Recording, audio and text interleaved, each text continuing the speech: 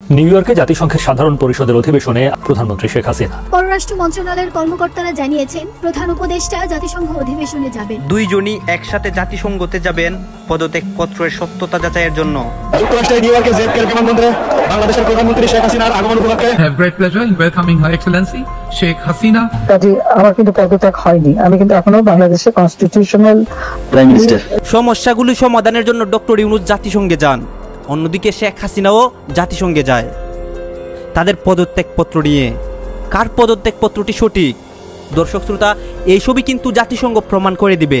আপনারা এইটা জানেন, শেখ হাসিনার একটি ফোন আলাপ ভাইরাল হয় এবং সেই ফোন আলাপে সে বলে সে পদত্যাগ করে নাই, তার পদত্যাগপত্র ভুল। দর্শক শ্রোতা, এইসবই কিন্তু এইখানে ক্লিয়ার হবে। এবং অন্যদিকে আমরা আরও জানতে পারি যে জাতিসংঘ থেকে ডক্টর ইউনূসকে একটা চাপ দেওয়া হয়েছে, যাতে করে খুব শীঘ্রই শেখ হাসিনার পদত্যাগপত্রটি জাতিসংঘকে দেখায় ডক্টর ইউনূস। আর সে যদি দেখাতে না পারে তাহলে ডক্টর ইউনূসকে অবৈধ সরকার বলে গণ্য করা হবে, এইটা জাতিসংঘ বলতেছে। দর্শক শ্রোতা, এইসব নিয়েই কিন্তু বাংলাদেশে অনেক আলোচনা এবং সমালোচনা হচ্ছে এবং অনেক ভিডিও কিন্তু ভাইরাল হয়েছে। এইসব বিষয় কিন্তু আপনারা স্পষ্ট ক্লিয়ার হতে পারবেন। তারা দুইজন জাতিসংঘতে গেল, জাতিসংঘ কাকে গ্রহণ করলো এবং জাতিসংঘ কার পদত্যাগপত্রটি সঠিক বলে গণ্য করলো। দর্শক শ্রোতা, এইসবই কিন্তু আপনাদেরকে দেখাবো। ডক্টর ইউনূস কি বলতেছেন, শেখ হাসিনা কি বলতেছে, অন্যদিকে জাতিসংঘ থেকে কি বার্তা এসেছে, সবকিছু আপনারা স্পষ্ট ক্লিয়ার হতে পারবেন। আপনি যদি বাংলাদেশের একজন আদর্শ নাগরিক হয়ে থাকেন, আপনারা সম্পূর্ণ ভিডিও দেখবেন। এখন আমি কয়েকটা ভিডিও প্লে করব, এই ভিডিওগুলো কিন্তু খুবই ইম্পর্টেন্ট, বাংলাদেশের সবচেয়ে ভাইরাল ভিডিও।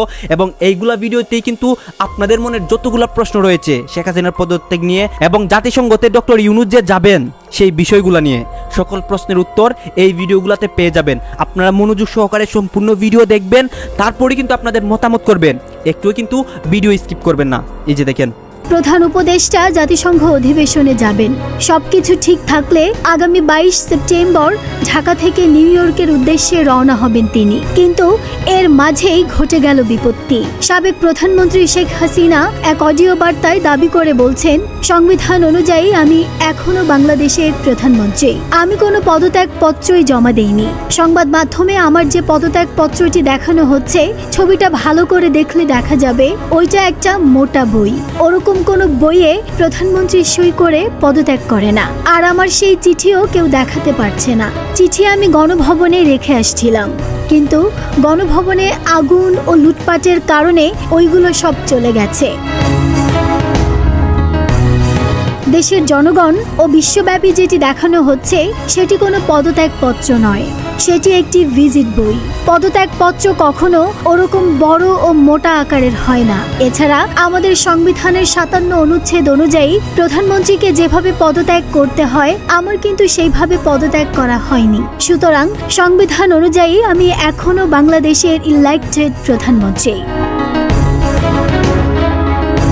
শেখ হাসিনার এমন বক্তব্যের পরেই বাঁধে বিপত্তি।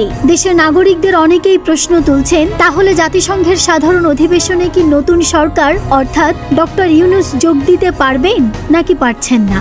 জানা গেছে, জাতিসংঘের নিয়ম অনুযায়ী কোনো দেশের সাংবিধানিক বর্তমান নির্বাচিত প্রধানমন্ত্রীর পদত্যাগ ছাড়া অন্য নতুন কোনো সরকার বৈধতা পায় না।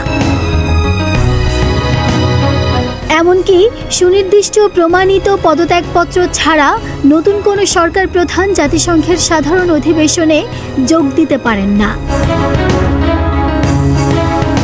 এদিকে একাধিক গণমাধ্যম সূত্র বলছে, এবারের জাতিসংঘের সাধারণ পরিষদের উচ্চ পর্যায়ের ৭৯তম অধিবেশন আগামী 24 সেপ্টেম্বর শুরু হবে, চলবে 30 সেপ্টেম্বর পর্যন্ত। আগামী 27 সেপ্টেম্বর জাতিসংঘ অধিবেশনে বক্তৃতা দেবার কথা রয়েছে প্রধান উপদেষ্টা ডক্টর মোহাম্মদ ইউনূসের। এইভাবেই তার সরকারে আসা, সে ক্ষমতা দখল করলো। অর্থাৎ বাংলাদেশের মানুষের যে অধিকার, সেই অধিকারগুলি এক একে শেষ হয়ে গেল। ওই যে খুনি রশিদ ফারুক, তারা যে কথাগুলি বলেছিল, জনগণের মন থেকে বঙ্গবন্ধুকে সরাতে পারেনি বলে তাকে খুন।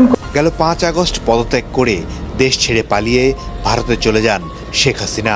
সম্প্রতি সামাজিক যোগাযোগ মাধ্যমে তার একটি অডিও ভাইরাল হয়েছে। আমি তো পদত্যাগ করি নাই, সেই আর্টিকেল 57 অনুযায়ী যেভাবে পদত্যাগ করতে হয় আমার কিন্তু সেভাবে পদত্যাগ করা হয়নি। লাস্ট ফেলে আমি ক্ষমতা থাকতে চাই না, কিন্তু যখন আমার একটা সিচুয়েশন হয়ে গেল যে আমার সিকিউরিটি যাওয়ার থ্রু এগুলো বাধ্য হয়ে তখন আমাকে সরে যেতে হলো গণভবন থেকে। কাজে আমার কিন্তু পদত্যাগ হয়। এখানে তাকে বলতে শোনা যায় দেশ ছাড়লেও পদত্যাগ করেননি তিনি। বিষয়টি অনেকের মাঝেই কৌতূহলের সৃষ্টি করেছে। প্রধানমন্ত্রী শেখ হাসিনা আজ রাষ্ট্রপতির কাছে পদত্যাগপত্র জমা দিয়েছেন। আইনজীবীরা বলছেন পদত্যাগ না করলে জাতির উদ্দেশ্যে ভাষণে রাষ্ট্রপতি কেন বলেছিলেন শেখ হাসিনা পদত্যাগ করেছেন? কেনই বা শেখ হাসিনার পদত্যাগের পর যে সাংবিধানিক শূন্যতা তৈরি হয় তা নিয়ে আপিল বিভাগ রুলিং দিয়েছিলেন যে মহামান্য রাষ্ট্রপতি জাতির উদ্দেশ্যে ভাষণে তার পিছনে দাঁড়ানো সেনাপ্রধান, নৌপ্রধান এবং বিমানবাহিনী প্রধানের সামনে স্পষ্টত বলেছেন যে প্রধানমন্ত্রী শেখ হাসিনা রাষ্ট্রপতির কাছে পদত্যাগপত্র জমা দিয়েছেন, আমি সেটি গ্রহণ করেছি। রাষ্ট্রপতি যদি বলে থাকেন যে পদত্যাগপত্র তিনি পেয়েছেন এবং তার পরিপ্রেক্ষিতে পার্লামেন্ট ডিসলভ হয়ে গেছে, তো সেই ক্ষেত্রে তো এই বিতর্কের অবসান হয়ে গেছে। আর ইটস নট নেসেসারি যে প্রধানমন্ত্রী হাতে হাতে রাষ্ট্রপতিকে পদত্যাগপত্র দিতে হবে, ইট ইস নট নেসেসারি।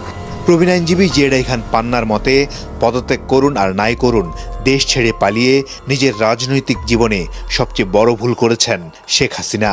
তার জন্য সম্মানের ছিল দেশে থেকে গ্রেপ্তার হওয়াটা। ওনার এই যাওয়া দেশত্যাগটাকে আমি বুদ্ধিমানের কাজ বলে বা রাজনৈতিক বলে আমি বিশ্বাস করি না। ওনার যাওয়াটা এটা উচিত হয় না, বরঞ্চ কারাগারে যাওয়া উচিত ছিল এবং আওয়ামী লীগকে বাঁচিয়ে রাখতে হলে পরে তার দেশে এসে সারেন্ডার করা উচিত। দেশে কোনো রাষ্ট্র বা সরকার প্রধানের পদত্যাগপত্র কখনোই সামনে আসেনি। তাই রাষ্ট্রের এই গুরুত্বপূর্ণ নথি নিয়ে এবার কেন সামাজিক যোগাযোগ মাধ্যমে এত আলোচনা, এমন প্রশ্ন রেখেছেন সিনিয়র আইনজীবীরা। আন্তর্জাতিকভাবে স্বীকৃত বল, দেশীয়ভাবেও স্বীকৃত। এবং গতকালও আমরা খেয়াল করেছি এটা আবার আমাদের সামনে এসে হাজির হয়েছে। ঘটনা হচ্ছে একটা পদত্যাগপত্র অনলাইনে ছড়িয়ে পড়ে এবং আমরা অনেকে জেনে না বুঝে এটাকে শেয়ার করেছি। পদত্যাগপত্রটা পড়লে আমাদের কাছে খুব স্পষ্ট হয়ে যায় এটা একটা ফেক পদত্যাগপত্র। কিন্তু প্রশ্ন হচ্ছে এটা আমরা কেন করছি এবং এটার প্রতিক্রিয়া আওয়ামী লীগ যা বলেছে সেটা নিয়ে কয়েকটা কথা বলা খুব জরুরি বলে মনে করি। আসলে শেখ হাসিনা পদত্যাগ করেছেন কি করেননি এটা আওয়ামী লীগ থেকে না, আওয়ামী লীগের কাছে পরে এসছে, বরং আমরা কেউ এক ধরনের ভীতি তৈরি করার জন্য, বর্তমান সংবিধান বাতিল করে নতুন সংবিধান লেখার যৌক্তিকতা তৈরির জন্য, ন্যারেটিভ তৈরির জন্য আমাদের কেউ এই আলাপটা সামনে এনেছেন। যারা এই গণঅভ্যুত্থানের পক্ষের শক্তি, শেখ হাসিনার বিরুদ্ধে যারা কাজ করেছেন, এমন অনেক মানুষও এই ধরনের আলাপ সামনে এনেছেন যে তার পদত্যাগপত্রকে আমরা কেউ দেখেছি। এই আলাপটা একেবারে অহেতুক। আপনারা তো দেখলেন ডক্টর ইউনূস জাতিসংঘতে যাওয়া নিয়ে অনেক কিছু কিন্তু এখানে দেখিয়েছি এবং অন্যদিকে দেখিয়েছি শেখ হাসিনা যে পদত্যাগপত্র করেনি এইসব কথা যে ফোন আলাপের মাধ্যমে বলতেছে, এইসব কিছু কিন্তু আপনাদেরকে স্পষ্টভাবে দেখানোর চেষ্টা করেছি। এখন কিন্তু আপনাদের মতামত করবেন এই ভিডিওগুলো দেখে আপনারা কি বুঝতে পেরেছেন, কিছু একটা কিন্তু কমেন্ট বক্সে লিখবেন। আর হ্যাঁ, আপনাদের কাছে আমার একটা রিকোয়েস্ট থাকবে, আমার চ্যানেলটি সাবস্ক্রাইব করবেন এবং পাশে থাকা বেল আইকনটি বাজিয়ে যাবেন।